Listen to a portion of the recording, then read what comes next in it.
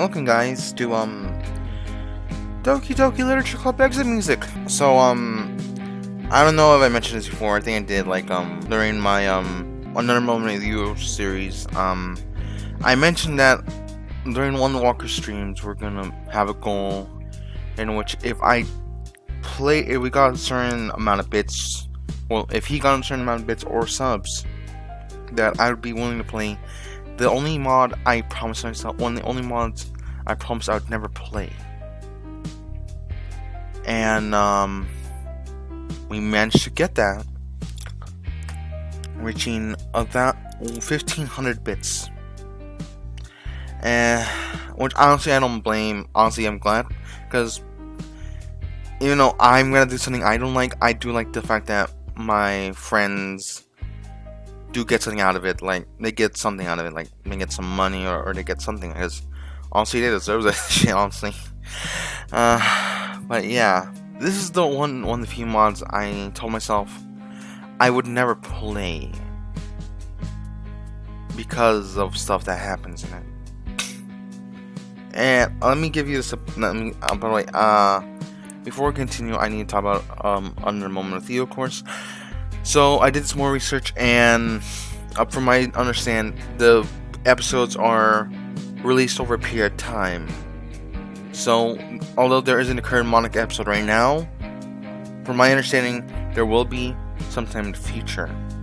So we won't be seeing any Monica videos for that game yet. For that mod yet. Not for some time until it comes out, and I don't know when it'll come out, but it will. Anyway, welcome to Exit Music. I'm having Fran edit this again because, you know, I like bullying him. It's pretty funny. But really, because he's the only one I really trust with editing my videos or anything with Doki Doki or my visual novels. By the way, guys, if you guys are getting tired of Doki Doki, after this, I don't know when they'll be out. Fran will probably finish editing that, because after I'm done with Exit Music, I'll be uploading a new visual novel, and yeah, that'll be a thing. And this one is actually recommended to me by Walker, considering he's in talks to people who made that one.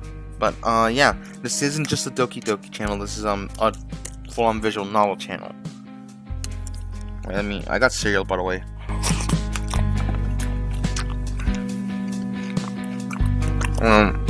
Of all days like this, I expect this to be the one where I'd be walking to school with Sayori. And you can see, this is before we start. But Sayori is answering her phone. I considered going to her house to wake her up. But it's not a big deal to at least wait for her, or help her wake up. Even a simple gesture walking with her to school makes her really happy. Besides, I told her yesterday that things would be the same as they always have been. It's all she needs. And that's all I want to give her. The hell with it, I'll go get her. I grabbed the cupcakes and Natsuki and I made yesterday and make my way to Sayori's. I reached Sayori's house and knocked on the door. I don't expect an answer, since she's not picking up her phone either. Like yesterday, I opened the door and let myself in. I gently opened the door. Sayori? Help! Sayori stands at the foot of her bed, a long rope within her hand. It's tied in the hangman's noose. In a shocking moment, I release my grip of the cupcakes. What the fuck? It's not what... Like hell, it's not what it looks like. I'm so sorry, Hope. I can't believe this. Sayori wouldn't do something like this. Jesus, Sayori. I should have known it was that bad. Sayori drops the noose on the floor. Sayori. I haven't talked to anyone about this. I don't want to waste people's time. You're not wasting anyone's time. We all just want you to be happy, like you made us. You really deserve to be happy. I know you don't think that now, but, well, it's the truth. And I'm determined to help you at every step of the way. But to start, we need to talk about this. I can't. There's a short pause. All is silent. Aside from Sayori sobbing. I was about to do it, Hope. I've never seen you again. Sayori, How could you imagine if I found you like that? I, I, I... Siri, listen. It doesn't matter what you're going through. You'll always have reason to stay with us. And if there's one thing worth living for to you, then you need to hold on to that. And I know there is. You told me yourself yesterday. Hope. She releases her grip on me and backs away. We know it'll be tough, but I'll be there for you. Y'all will. No matter what.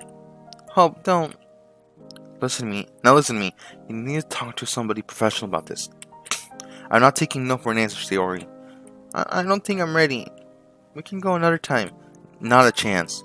You seriously need professional help as soon as possible. We're leaving now. I don't know if I can. Siri, do it. For me, if not for yourself. She sniffles, wiping her face with her sleeve. By the way, I have cereal. Okay. Come on, let's go. To the doctor's. We'll take the bus. Hope. Festival. Screw the festival. You're more important to me than that. Well, I need to get changed first. Oh, of course. I nod. Take a step outside, reaching down to pick up the rope first, taking it with me just in case. She gently nods, shutting the door in my face. I'm a little anxious, leaving her alone right after something like this. Regardless, she needs her privacy. I kneel down, I need to clean up the cupcake massacre littering the floor with a towel. Natsuki's gonna kill me. I return downstairs, untie the noose, dropping the loose rope in the trash. I linger downstairs for a minute or two, before heading back upstairs. She's probably ready now. I knock on Sayori's door and she answers. Ready? Sayori nods once, her eyes glued to the floor. This is what's best for me, right? She stares at me, expectant of an answer. I feel uneasy, but I answer anyway. I know it is. Come on now, let's get going.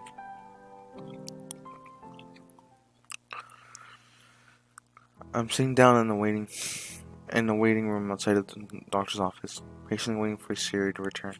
I'm anxious. My phone buzzes quietly. I remember that today's supposed to be the day of the festival. The text from Monica. Where are you? I have to reply. I'm busy. Really hope. Don't tell me you've got cold feet about the poems or something. It's even more serious than that. What's going on? I don't know I can tell you right now. But it's serious, okay? You gotta believe me. Fine. Just hurry and bring Sayori with you. I look up at the door. The small window, I see Sayori breaking down in her chair. Her head resting on the doctor's desk. I feel terrible, knowing that I let her reach such a point due to my own negligence. Behind me, the door that leads from the entrance to my waiting room swings open and a couple nurses walk by. But my phone buzzes again in my hand and I turn my attention back to it. It's just me and Yuri here, damn it. Wait, why? Where's Natsuki? I don't know, please get here quick and bring Sayori, okay? It's a personal issue. I can't promise anything, but I'll try to get to the festival before it's over. Okay. A couple minutes of vinyl waiting pass by before I get another message from her. Forget it. Everyone's here already and they're waiting. We have to cancel. I return the phone in my pocket, running my hands down my hair. Why now? I feel terrible, Sayori. The fact that she's such a pain right now and how oblivious I was to it all. On the other hand, I feel like I put Monica and Yuri on the spot in front of our classmates. Monica and Yuri. It reminds me of something Yuri told me. Where is Natsuki? Suddenly, the door to the waiting room opens again. Another nurse walks by. However, she's accompanied by someone familiar. Oh my fucking... Natsuki. Are you okay? Here's the thing. I didn't quickly press that. That was not me. Anyway, instead of getting into conspiracy theories, I'm just gonna go on with the story. She quickly turns and runs back to where she came, exiting the hospital in tears. I jump out of my seat and to speak to her, but notice the nurse staring at me suspiciously. I don't care if I can't read today. I take a seat once more, anxious about Natsuki's well-being as well as Sayori's. Excuse me? What happened to her? She explains how Natsuki wandered in the hospital, bloody and bruised, looking for help. Poor Natsuki. She then cautiously asks if I had anything to do with Natsuki's injuries. Christ, no. I don't even know what's going on. I had to bring my friend here. She tried to. I stopped myself. I doubt Sayori wanted me to bring up her struggle so openly. Not now, anyway. Well, listen, it's serious, okay? I bite my lip as the nurse continues on her way. My phone buzzes again. Are you sure you don't know where Sayori and Natsuki are? I already told you, I don't know. I can't tell her about Sayori either. Chances are, it's her own personal issue, and she'll deal with it on her own anyway. Still, maybe I should text her. It doesn't matter anyway. We had to cancel our performance. People are complaining about the cupcakes not being here. Yuri's gone for some fresh air. Jeez, I'm sorry, okay? My hands are tied here. I can't do anything right now. Okay, whatever. Thanks for all hope. I sigh. I pissed off Monica couldn't bring myself to tell her what happened. I say text Natsuki quickly about what I saw. A couple minutes pass and no response. The message just doesn't even mark as read.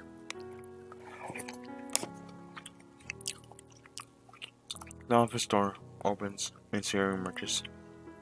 Hope, are you okay? Not really. I'm just stressed out. How are you? I don't really want to talk about it. Are you sure? Besides, I'm here for you. Are you sure? Besides, I'm here for you. I can just... Oh, please. Can't we just drop this? I don't want to make a big deal out of it, especially in front of the other club members. I stand up. Sayori, I don't think you understand how big of a deal this really is. You nearly killed yourself. I think you should go home and rest for a couple days, okay? I guess I'll have to, right? Sayori lets out a small bout of almost nervous laughter. It's a good idea, at least, you know that. But what about the festival? I hesitate. I don't want Sayori to feel like it's her fault that the performance was cancelled, so I decided to start with Natsuki's absence. Well, Natsuki didn't show up either. Monica had to cancel performance, unfortunately. You didn't tell her, did you? I didn't. Unless you want me to tell her yourself, she won't know. Okay? Sayori nods. I think I'll tell her, so she'll know why her plans for the festival were ruined. I can tell what she's gonna say. It wasn't your fault, Sayori. None of this is. Sayori grabs my hand tightly, crushing it with a vice-like grip. You can tell her if you really want to. Hell, she'd probably be able to give better advice than me. Maybe. Did you tell my parents? I sigh. I did, yeah. I'm sorry though. I feel I had to, and thanks. I was scared I had to tell them myself.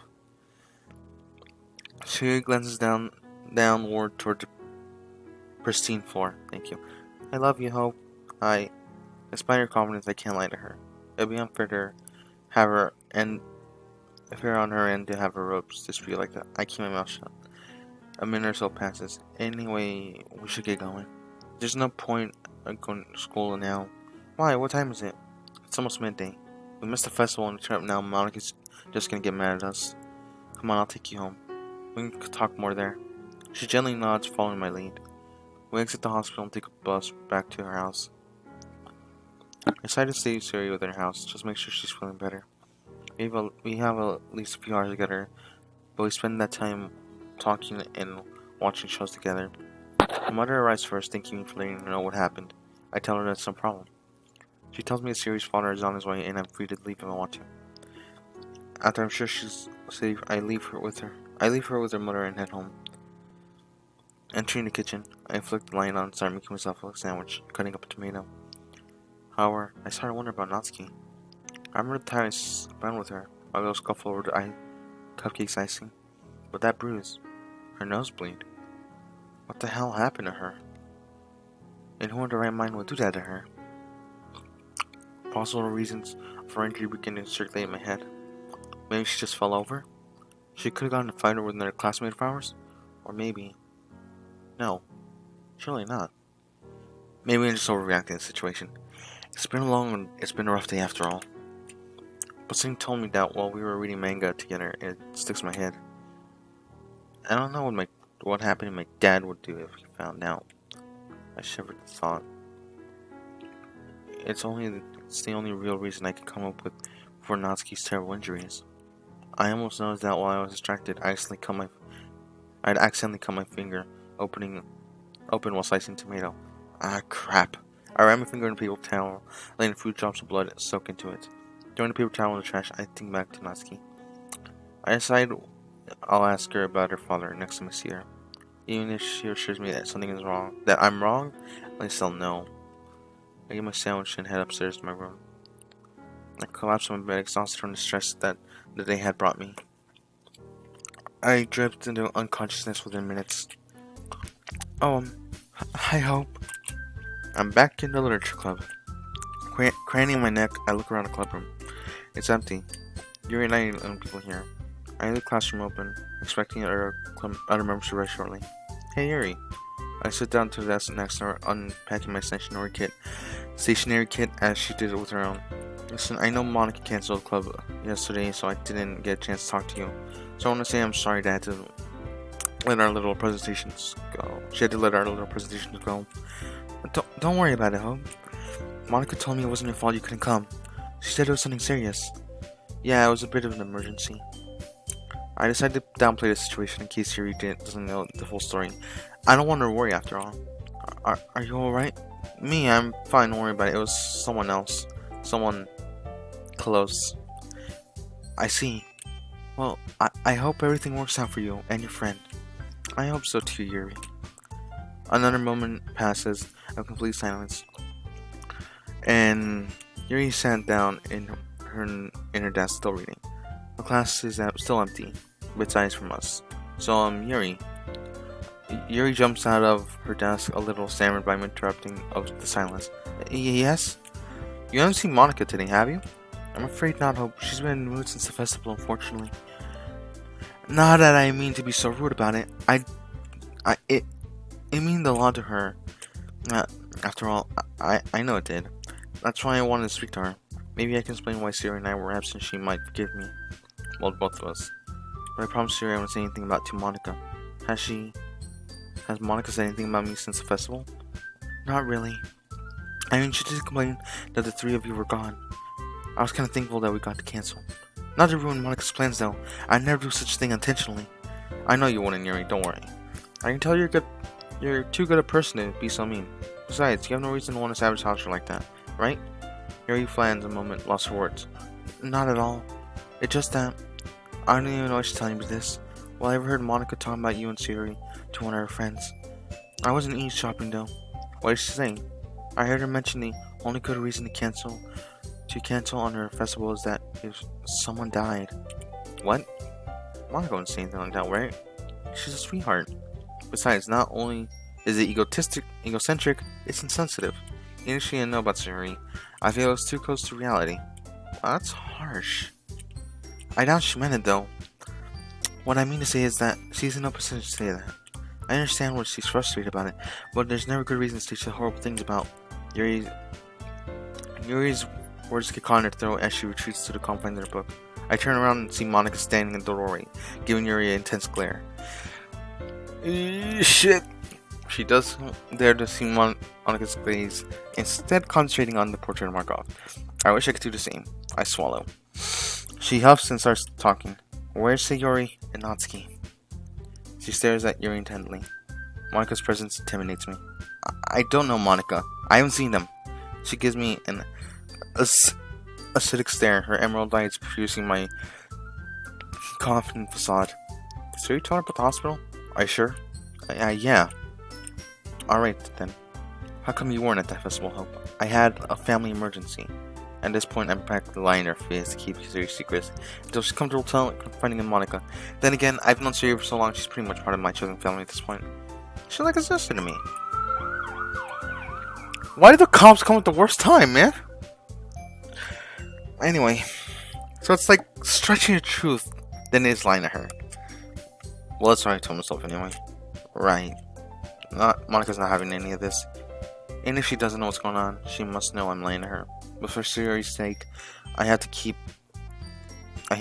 face for her. I can't betray her trust. Even if she finds out I told her at that private moment. Monica's demeanor suddenly changes when she looks at the two of us with a wry smile on her face. Okay, you two. Since we're the only ones here, I decided we're gonna have to cancel today's club meeting. Hopefully there won't be any more emergencies or accidents tomorrow. The impetus of those words worry me, due to how aggressive she spoke them. That's all. You can leave now. Yuri looks up their book guiltily and packs up, silently dropping the portrait mark off in her station kit in her bag. She scurries out of the classroom without a word. Monica turns her attention to me, expecting me to pack up. I nod and pick up my bag, exiting the hallway without another word. Walking to the school's dormant hallway, I reach the door to the courtyard, but stop, placing my head on my palm. I forgot my own stationery. I'm an idiot. I return to the clipboard hastily to find my letter pencil case open. As I swipe it in my bag, I realize my pen is missing. A quick glance around, and I conclude that I lost it earlier. Okay, Yuri shouldn't be allowed near my pens again. After last time, returning to the courtyard, I noticed Yuri. Oh, there's a really nice courtyard. Okay, anyway. I see the fucking water tower up there. Look at it. It's up there. Anyway. She's moving her and clutching her bag tightly against her chest and wiping her face with her sleeve. Yuri? She doesn't notice me at first, so I jog up to catch up to her. Yuri, what's wrong? Oh, hi. It's nothing. Really? Yeah, I'm alright. I don't believe her. My eyes meet Yuri's from a moment before she... It's just me? Well, she looks like she's crying. I'm not even reading text right now. Like, look, you can kind of tell. Is that a tear? I think that's a tear. I think she's blushing that sweat, but I think that's genuine. That's a tear coming out of Yuri's eye. Anyway, my eyes meet Yuri's for a brief moment before she looks away. I can tell something terrible happened a few minutes we were separated. What could have brought her to this state? I take hold of her shoulder and try to slow her down so she can face me. She jumps, but complies as she comes to a halt in the school's entrance. Yuri, what is on your mind? You can tell me. I am your friend after all. It's not much. It was just something that Monica said. Monica, what could she have said? Well, if you don't mind me asking, what did she say? I don't really feel comfortable talking about it. If you're okay with that. Monica must have said something really hurtful. It's fine, really, I understand. Well, if you're sure about that, you're always welcome to talk to me, though. I guess it'd be nice if you walked with me. Maybe we can talk on the way. Siri isn't here, so I got some time to kill. Besides, I feel like I can't refuse. Not when she's so emotional. Yeah, okay. That should be nice. Following Yuri, I take the opposite turn to my usual walk home. Soon enough, I find myself in a part of town that I rarely visit. The walk between us is mostly silent. Yuri occasionally sniffles, wiping her face. What the hell did Monica say to her? I decided to make some light conversation. Something about writing might be nice. She does take comfort in talking about subjects she is passionate about, after all. So, how do you like writing poetry? She must have read my mind. Well, I usually like to listen to music when I write. Even if it's just quiet, playing softly in the background. You know what I mean? Really? Most of the time, I feel like I can only write in silence. It leaves me at one with my mind and lets me express my inner thoughts. Though sometimes I do like listening to a soft piano track. Don't the lyrics alter the way you write? Well, yeah, I guess that's what I'm looking for. Most of the time, anyway. I like for the mood of music to affect the way I write, really. Unless something I'm really passionate about, then I can write it just without any condition. That sounds like an effective technique. I'll be sure to try it out. At this point, Yuri seems to have perked up. Her eyes shined. I decided to continue the conversation. I don't know how much longer it'll take for her to reach her home. I noticed Yuri likes to hum a little tune to herself while she writes. I wonder what Natsuki does. Natsuki. I've been trying to contact her since I saw her in the hospital, but she hasn't responded to my messages. She hasn't showed up for school at all this week either. Oh God, what could have happened? Was it really her father? I don't want to believe it. Put all the pieces fit together. Her absence, her inability to contact anyone, what she said about him, most of all, the bruises. I bite my lip, as if I feel my breathing growing heavily, and my blood reaching boiling point. If I find out he laid a finger on her, I'll. So I'll be honest. I don't disrespect or anything. Yuri's words derail my train of thought. Natsuki's poems are a little too simple for my liking. I suppose they lack a certain edge. Like a knife's edge? That was horrible. I feel sad. I spaced out. Again. Yeah. Speaking of Natsuki, however, I think we just passed her house then. Wait, what? Wait, which one? Larry looks at me, a little surprised by my urgency. Regardless, she points out the house to me. It's that house, if I recall correctly. Right, thanks for that. Why do you need to know that? I don't really want to worry Yuri about Natsuki. Well, I guess I wanted to... Right. The rest of the journey is made in silence. I worry that Yuri got the wrong impression, but there's not much I can do. Eventually you arrive, signaling her to wave goodbye. You know, Hope, you're quite different when no one's around. It's like, when it's just the two of us. Yuri falls... Those eyes scare me. Yuri falls silent for a moment, just lost in thought. Listen, I love to stay and talk. I really would, but... Oh, it's fine. I get it. You have places to be. The red darts towards the direction of Natsuki's house for a moment. It's fine. I got some writing to do anyway. Yuri turns around and starts to walk to the door. No, please, don't get the wrong idea, Yuri. It's really not. It's fine, Hope. I can take a hint. I'll see you tomorrow. She's fucking crying again, man. Before I can finish my explanation, she's already entered her house. I feel terrible, knowing that Yuri probably blames herself for my rejection. But I leave quickly regardless. As I turn a corner and approach Natsuki's house, my direction is directed upstairs. On the second floor balcony, a large, heavy-built man leans against the rail smoking a cigarette.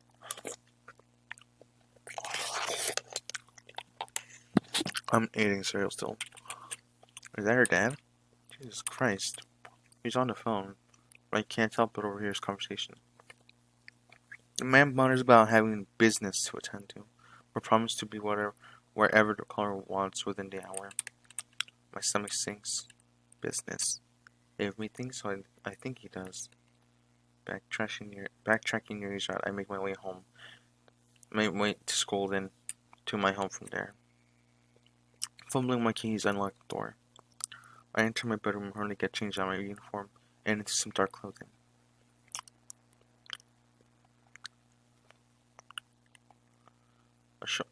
I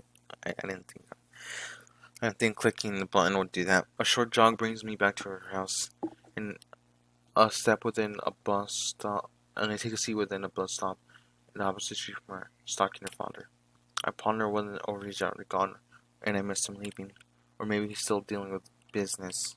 After a few minutes, however, I'm proven wrong by a sound of engine revving up in a new, expensive-looking performance car emerging from the driveway in Natsuki's house. It speeds away and around the corner within minutes, and once I'm certain it's gone, I move over to Natsuki's house and ring the doorbell. I wait. Nothing. I press down on it again. Once more, no answer. Ever growing so anxious, I knock on the door heavily, aggressively, banging my balled fist into the door. A moment of silence. Then from the second floor window, I see a curtain pull up. A flash of pink, just as quickly. It's replaced with more. I watch intensely, waiting for any movement until I hear the sound of the door chain being unhinged and the deadbolt turning. My heart is ready to jump out of my chest, and I know I'll be greeted by, but I wait nervously. Hope, what the hell are you doing here? It's Natsuki. Thank God. Natsuki, are you alright? What happened to your bruises? Oh, what bruises, Hope? I don't know what you're talking about. She's playing dumb, even though I saw her. What could have happened to her for her to be so devoted to keep it in a secret? Before I can reply, she grabs my collar on my shirt and yanks me to her foyer. I don't know how I can pronounce that word.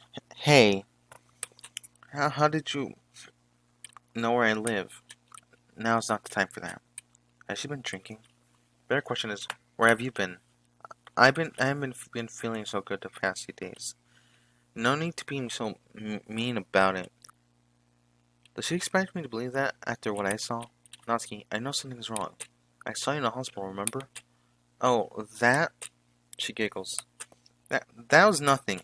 Don't worry about it. Don't worry about that, okay? There's much worse to be worried about. What do you mean? Come with me. I could do without her glass anyway. She grips my arm loosely and tries to move me along with her to her house. As she moves, she begins distractedly wobbling, as though she's been having trouble walking. She's holding on tighter in my arm for support. She stumbles and nearly trips, as I catch her wrapping my arms around her chest and pulling her upright. Thanks. That's not like her. Normally I grab her for whatever reason, she'd freak out and call me gross or something of that sort. But here, she didn't even flinch or anything about it. Something feels off. I release my grip on her reluctantly as she's still staggering on her way along. I assist in moving her now up the stairs to make sure she doesn't fall and knock us both back down the stairs. We finally make it up the stairs and Natsuki guides me to her room. Her room is a mess. The floor is littered with small pieces of paper. Picking one up, I realize it's the one protagonist of Parfait Girls.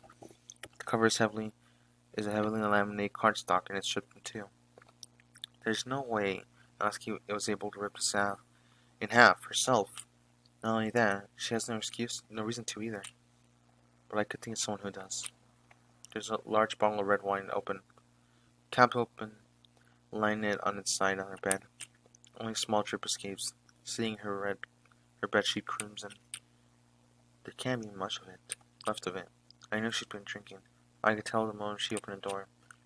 Natsuki, you haven't drunk all this yourself, right? She looks flustered. Of course I have, you dummy. That's a bit much, isn't it? That doesn't matter. I am finished anyway. She retrieves a bottle from her bed. I reach a hand out to take it from her. Natsuki. It's mine. She holds the bottle.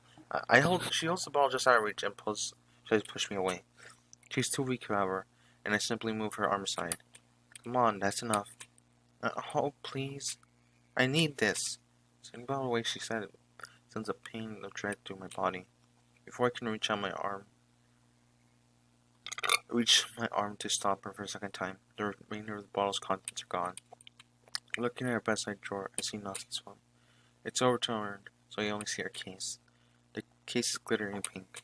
This drink is nice, hope. Natsuki, talk to me. I know something's going on with your dad. Please, I just want to help. But I can't help if you aren't telling me what's going on. This is all the help I need. She collapses on her bed and giggles. I haven't felt this happy in so long. I grow more and more uneasy hearing that. Is it the length of she has to go order and escape her demons? How bad is it the demons trying to escape from?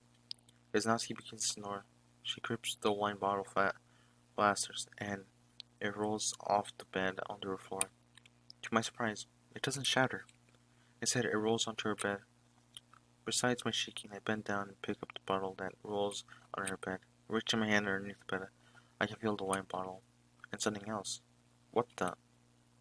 I pulled both from underneath the bed, placing the wine bottle on her bedside drawer next to Natsuki's phone. I take a look at what we had covered. It's a white container and made of plastic. Wait, this isn't right. It's a bottle of pills. Looking for a description. I inhale sharply as I realize these are ibuprofen tablets. I turn around to look at Natsuki fast asleep. I worry. Oh my fucking god. She tried to kill herself. She's fucking... I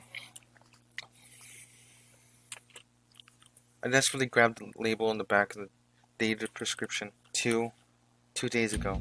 She's trying to overdose. An icy sweat runs down my forehead as I begin to panic, running my hand towards my hair. She stops snoring. I violently shake Natsuki's seemingly lifeless body. Please, Natsuki, please wake up. I grab her hand, it's clammy, and much colder than it should be. I put my ear next to her mouth to see if she's breathing. Thankfully she is, but it's faint. I take her by her shoulders and put her in a sitting position. I crouch down next to her, supporting her. Natsuki.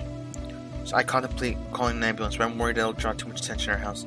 The hell with it. I don't care what happens as long as she lives. I reach into my pocket and... Fuck! My phone isn't there. I reach into my bedside table gripping Natsuki's phone tightly. I bring in my face, press the power button. The screen lights up, board behind the shattered display. I trade in my emergency call, but the screen is unresponsive to my touch. Dropping the phone, I put Natsuki I pull Natsuki in close to me, hoping, praying that she wakes up. I begin to sob, terrified for her life, but Natsuki begins to cough erratically. I stimulate me panic and relieved. She opened her eyes and unsteadily rises from her feet with my assistance. Natsuki, please tell me you're okay. She falls silent. Jesus! She fucking threw up, man. My nose is assaulted by the mixed scent of bile and wine as it splashes on the floor in front of me. I realize she's got some on my arm. It stings?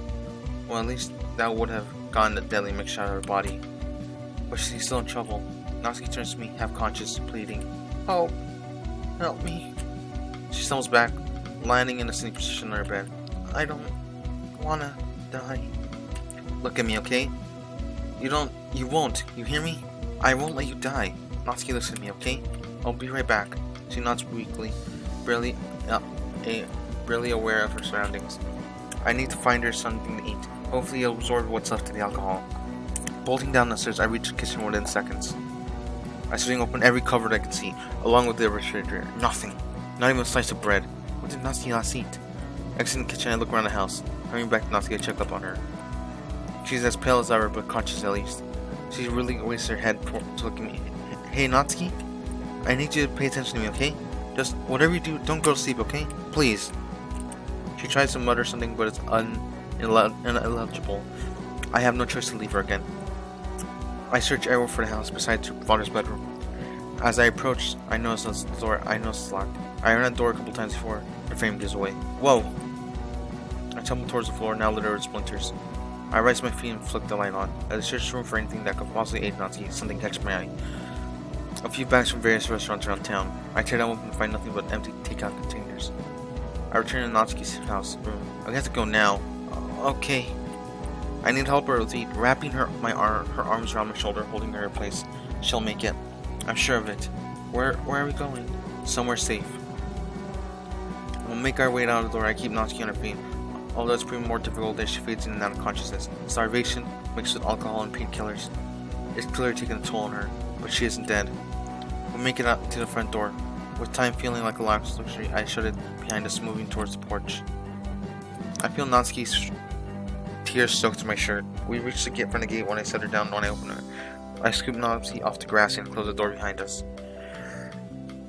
Holding Natsuki close, I move as fast as I can down the street. As we approach the glow of those streetlights, I begin to relieve myself. I loosen my grip on Natsuki. "Can you walk?" "Yes, I think." I set her down for a moment. Her knees buckle again.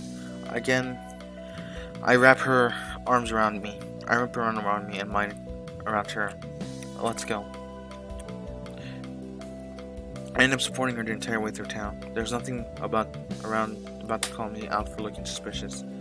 I'm almost glad she has a small figure. This only makes it so much easier to do. That's why she's so small. Her father's been leaving her malnourished and living on fast food. Jesus Christ. Finally, I recognize the familiar view of my house. I see Natsuki down my front step. I fumble on my keys a moment, finally able to unlock the door. I help Natsuki through. She's safe. For her father, at least. I bring her to the kitchen and sit her down on one of the chairs. Hope, why did you help me? How did you know where Don't worry about it now. Let's just get you settled in for the night. I'm worried that'll be longer than one night. I have a spare bedroom in my house. She'll be able to sleep there. I search my pantry and my fridge for something she may like. I decided to just make some toast and chicken noodle soup. Is that chicken noodle? I haven't had that in so long. Her words break my heart. How long? How long has she lived like this? I watch the clock as Natsuki eats. It's late. Now the intimate panic is over. I realize that poor Natsuki is still drenched in her own stomach acid. Natsuki, I'm gonna need you to get changed. What? Not here, silly. I mean, you can get changed in the spare bedroom. But I don't have any of my clothes. You can borrow some of mine. Okay. But only because I have to. It really seems to be in much better shape than... Natsuki seems to be in much better shape after a meal. She stands up on her own accord. and returns her bowl to the kitchen counter. She moves slowly but deliberately. Despite the stink of the bile clogging up my nose, I'm relatively calm too. Natsuki's skin tone has returned to normal, mostly. She still looks scarred from night experiences. Once she returns empty-handed, I ask her to follow me in her bedroom. Come on, show her where it is.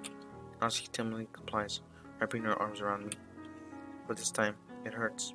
I inhale sharply. Are you okay, Hope? My shoulder is in pain. The adrenaline in the situation had settled. Maybe barging through the door was a bad idea. And only because the pain would damage caused to. When Natsuki dad returned to the house. Yeah, I'm alright, don't worry about me. Natsuki cleaned up. There's a shower in the guest room here you can use. We reached the guest room, located across the hall from my own room. I motioned towards the edge of the door. There, sit down for a moment, I'll be back with something coffee for you. She sits down.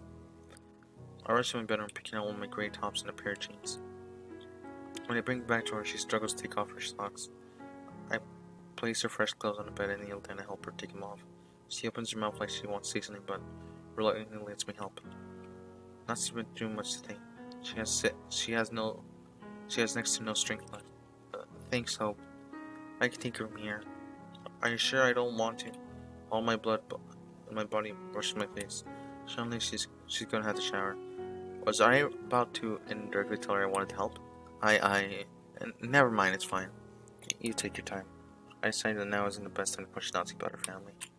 Instead, she needs a soothing shower and some sleep. Maybe I'll take her mind off tonight's events.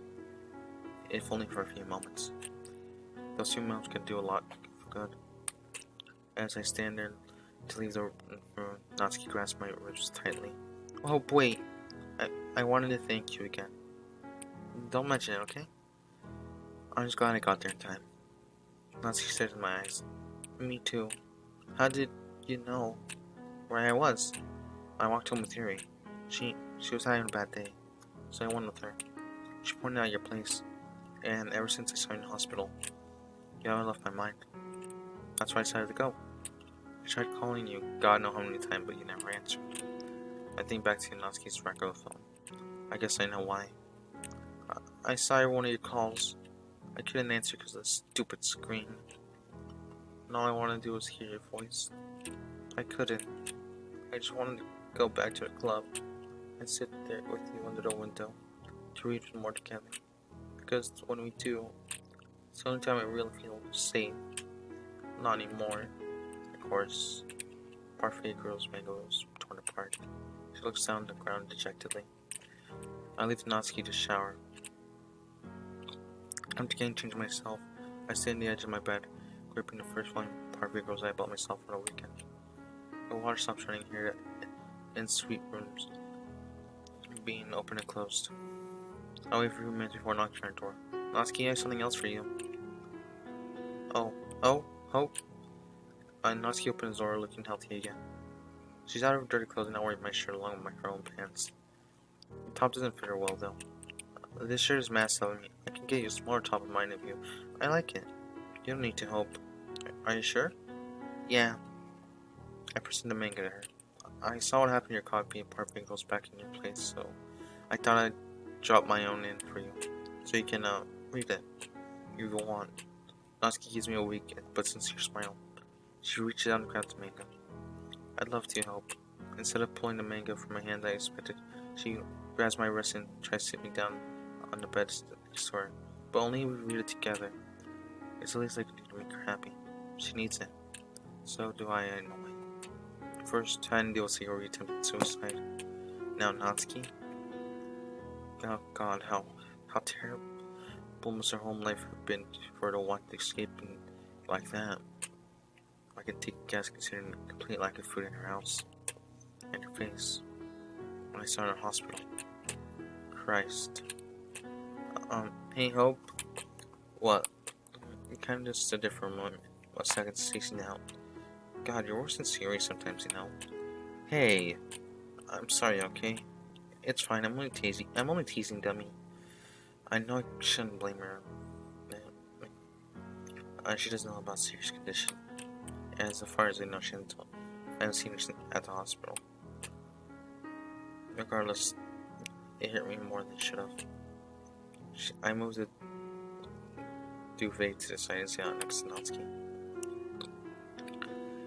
She pulls out the covers over the two of us, so we're sitting there with it draped over our laps. Besides, just tears the volume over again. Oh, you're so warm. Natsuki inches closer to me. Now shoulder to shoulder. Natsuki, can you see okay? Not really. I inch myself closer to the lying position. Natsuki joins me. Much better. My left arm is awkwardly dormant against us. I slide it under the pillow around her. There we go. We continue to read.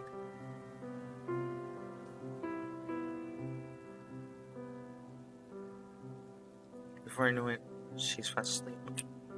Natsuki. I lay there motionless. I jumped this moment ever since I really got to know Natsuki. I did have to come due to circumstances at home, but regardless. I run my fingers through her silly pink hair. I brush her bangs into the side. She looks so peaceful when she sleeps. What is this feeling? I feel a lump in my throat. Just the sight of her is enough to make my heart pound. I don't recognize this. My heart is heavy. There's a weight on my ribs. It's hard to breathe. This is the happiest moment of my life. As I drop to Meg on the side of the bed, not reading anymore, I drift off to sleep. I'm jerked away with the sound of someone crying. Confused, I open my eyes and turn to Natsuki. She clutched the sleeve of my shirt, holding me tighter than before. She's sobbing through my shirt profusely. Natsuki, are you? I realize she's still asleep. Sighing, I lament over Natsuki's nightmares. I'm almost certain they're related to her family, but I gave her a nudge to wake her up. As she suddenly begins to stir, I try to calm her down. Natsuki, it's just a dream. You're okay, you're safe. Natsuki opens her eyes. Oh, that was more than a dream. I watched my dad kill you. I watched him torturing you for saving me. He kept telling me this was my punishment for leaving. Hope, you shouldn't have helped me. This is wrong. This is wrong. Why, Hope? Why did you have to get involved? I can't let you do this. Natsuki jerks away from me. Natsuki, don't you want to know the real reason I showed up to your house? I missed you. I missed reading with you. I missed reading your poems. After the hospital, I knew something happened, and I had to make sure you were okay. I was worried sick for days. I felt like I had to. I'd do anything to ensure your safety. I'd gladly be tortured and you would be happy. Anything, Natsuki. You understand me? I'd do anything in my power to keep you safe. If my word right now isn't prudent, and maybe this will. I raise my feet and walk to my room. I flick my light on rifle to my bag. Ah, there it is. Alright. You. I don't know what happened, or where you have been. All I can think about the bruises on your skin, the blood on your nose, zipped on your clothes. The sight that broke my mind. From that moment I was frozen. Time. I saw you. Broken. Abused. I knew from there on I would save you. Day and night, you were on my mind. I've been sick with worry. If I'm going to do something, I need to hurry. Text after text, call after call. The girl I cared about the most is the one I couldn't save at all. I return to bed, and Natsuki turns to face me. I hand her my poem. Natsuki reads, wiping her eyes as she does so. Hope, Natsuki leaves from bed and embraces me tightly. I return the gesture, wrapping my arms around her. We stay together for a while. Her tears soak through my shirt once again. After a few minutes, Natsuki releases her grip. I do as well, resting my hand on her waist, hers hanging from my neck. Natsuki lets herself on her tiptoes and pecks me on her cheek. I want to go back to sleep, but I want you to stay with me. I nod wordlessly, and Natsuki gently escorts me to the bed. Lay my head on the floor. She keeps her arms wrapped around me. We drift in voidless consciousness together. Thursday. So, you guys nailed the only 2 days of video, and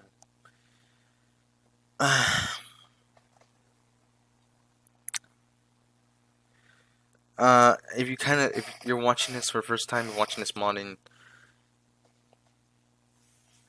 if you're watching this mod for the first time, you don't know what's gonna happen. Well, that can kind of what happened in the first episode can kind of give you an an expansion what might happen in the future. And if this isn't the first time just watching any Doki Doki mod,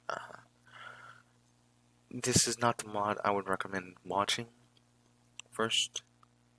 It is, although one of the most popular mods, it is a mod I would not recommend right away due to what it has in it.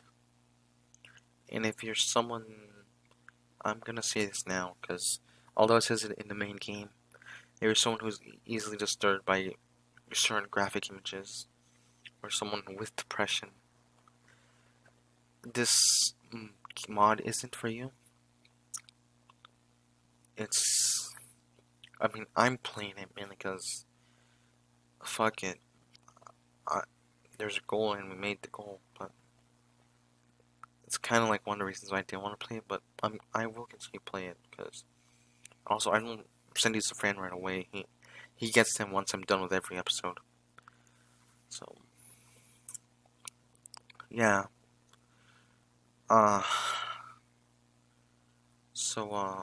We saved Yuri from killing herself. Monica hates us. Yuri has some secrets about Monica that she won't tell us. And we saved Natsuki from killing herself. So, yeah. So, I'll see you guys next time with a brand new video. And, yeah. I'll see you later. Bye.